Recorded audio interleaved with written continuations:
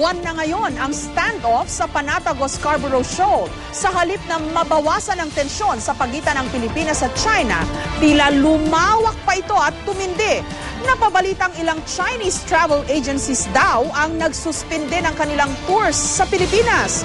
Ikinabahala naman ng Department of Tourism ang balitang ito, lalo't pang-apat ang mga Chinese sa dami ng mga foreign tourists sa Pilipinas. Live mula sa Maynila, may report si Rafi Tima. Rafi?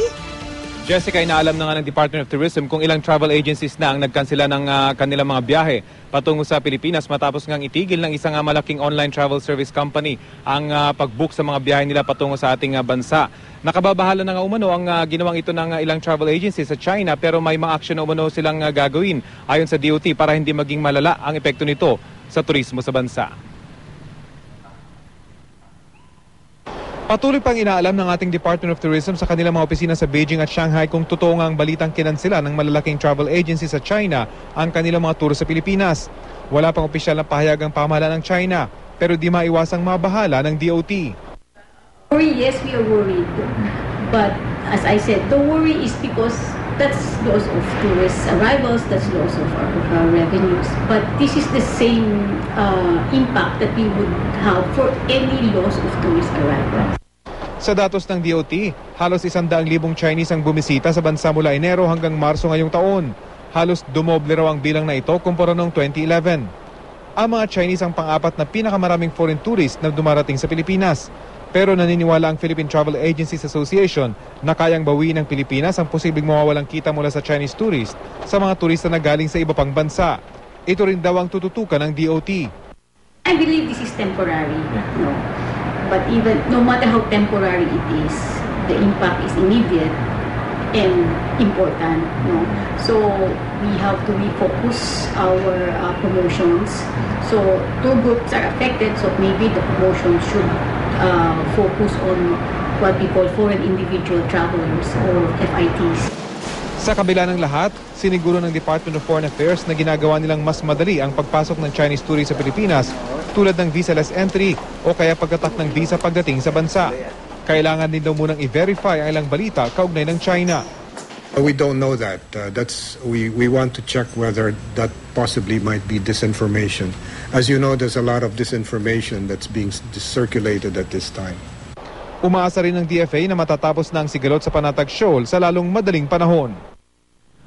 Sa pinakauling impormasyong ating natanggap, Jessica, halos 15 tour groups na umano ang nagkansela ng kanilang biyahe. Karamihan dito ay patungong Boracay, bunsod nga nitong travel ban ng ilang travel agencies sa China.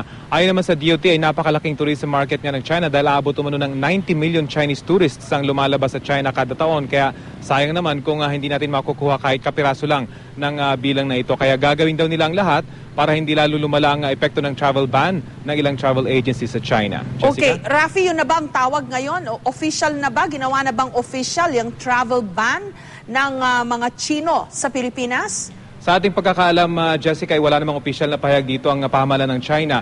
Ito ay ginawa lamang ng isang malaking online travel agency at nagsunuran yung ilang malalaking travel agency sa China. Pero syempre hindi yan aaminin ng gobyerno ng China na sila yung may kautusan kung sila man yung nag-utos ng ganyang travel ban. Pero ito ay kumbaga own volition lamang ng mga travel agencies doon sa Beijing, China na nagsimula at may mga statement na sila na nag-cancel na nga sila ng kanilang mga booking patungo dito sa Pilipinas. Jessica. Okay, at meron bang aksyon na ginagawa ang ating DFA, pati na rin ang ating Department of Tourism para kumpirmahin o i-verify yung balitang yan from official sources ng China?